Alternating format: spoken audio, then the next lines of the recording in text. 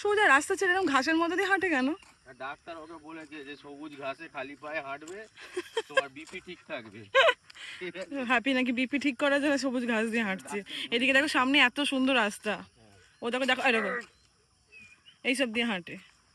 এছাড়াও দেখাতে চাই আমি শিকারি কুকুর, বিশাল বড় শিকারি, পিঁপড়ে শিকার করি। হ্যাঁ এই সেই জঙ্গল যেখান থেকে হ্যাপি ওই জঙ্গলের ভেতরে ঢুকে গেছিল, পালিয়েছিল, সে চিনতে পেয়েছে আর সোজা হাঁটতে পারে না। ওই দূরে আছে, এখন ছেড়ে দিয়েছে ওকে, আসছে দেখো, আজ স্পিডে আসছে না। কে যাবো, এই তো দেখো, তুমি দেখো আই যাচ্ছে। আমার তো মনে হচ্ছে অন্যদিকে না ঘুরে যায়।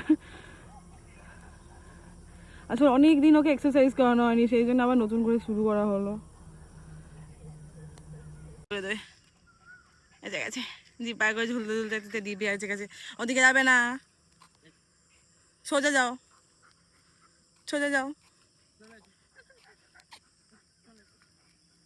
চললো গুদগুদ করতে করতে, শরীর দিচ্ছে না বুঝলে, হাঁপিয়ে গেছে।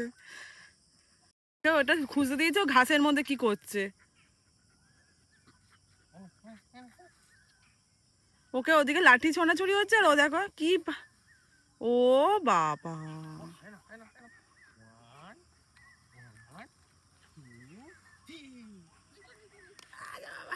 না না না না না,